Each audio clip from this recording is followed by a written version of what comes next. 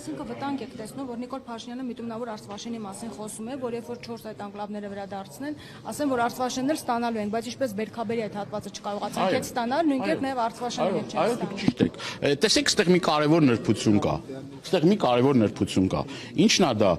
Մենք ունենք բոլոր իրավական հիմքերը պահանջելու Արցվաշենի վերադարձը Հայաստանի Հանրապետության տարածք, ասենք մեր վերահսկողության տակ, որովհետև դրա իրավական հիմքերը կան։ Ես ուզում նաև ձեզ հիշեցնել Ամերիկայի Միացյալ Նահանգների այդ 907 ուղղումը ժամանակին, որ արվել է, դա արվել է նրա այն պատճառով, որ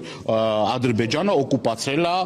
ուրեմն Արցվաշենը։ Դրա համար է սահմանափակումները մտցվել։ Ժամանակին հենց դրա համար է սահմանափակումները մտցվել։ Հիմա Ադրբեջանը չունի այդ իրավական, այսինքն չկա այդ իրավական հիմք։ Ես բազմիցս ասել եմ, ինչն է եղել պատճառը, որ ադրբեջանցիները եկել այդտեղ բնակեցվել են։ Այդ տարածքներում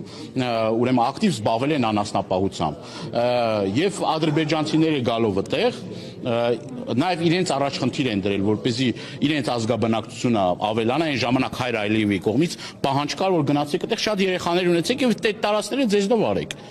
Եկել են այդ մարդիկ այդտեղ արդեն տարիների ընթացքում ամրապնդվել են եւ այդ է ընդամենը